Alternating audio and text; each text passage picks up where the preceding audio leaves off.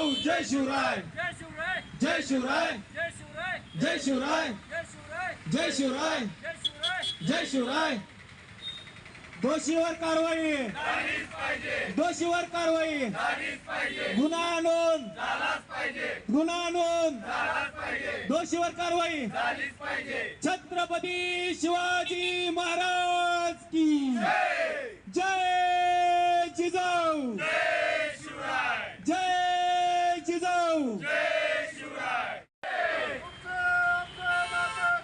जय जिजाऊ जय शिवराय जय शिवराय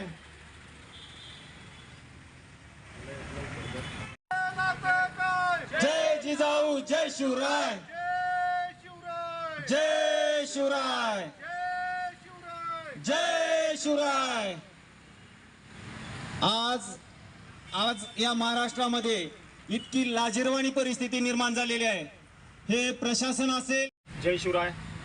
आज आम्ही या ठिकाणी जे आत्मक्लेश आंदोलन करण्याची वेळ आम्हाला सरकारनं आणलेली आहे, त्याचं मुख्य कारण म्हणजे छत्रपती शिवरायांचा राजकोट येथील जो पुतळा आहे, पूर्णाकृती पुतळा, याच्यामध्ये शेकडो कोटी रुपये खर्च करून हा पुतळा जमीनदोस्त होऊन देखील त्याच्यावरती कुठल्याही प्रकारचे गुन्हे नोंद केलेले नाहीत. आम्हाला ज्यावेळेस आम्ही पोलीस स्टेशनला गुन्हा नोंद करा या मागणीसाठी आम्ही आनंदनगर पोलीस स्टेशनला गेलेलो होतो, त्यावेळेस त्यांनी सांगितलं आम्हाला वरिष्ठांकडून आदेश आहेत, गुन्हा नोंद करता येत नाही. का छत्रपती शिवरायांच्या महाराष्ट्रामध्ये आज गुन्हा नोंद होत नाही, याचं कारण काय?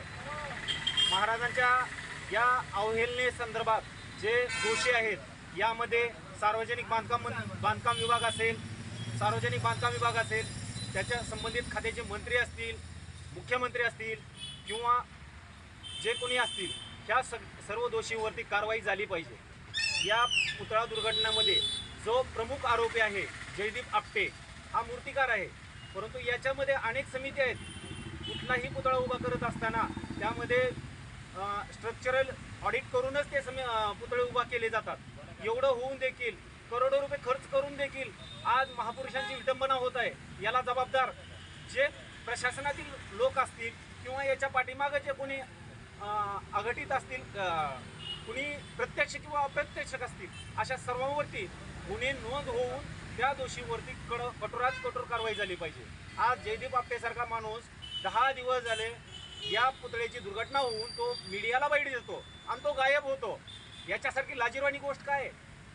अहो, आज हा व्यक्ती पकडून त्याला जेलमध्ये टाकलं पाहिजे आणि तो आज मोकाट फिरत आहे आणि आमचं शासन आणि प्रशासन काय सांगतं की तो फरार आहे. अहो, फरार आहे म्हणून सांगून उपयोग नाही.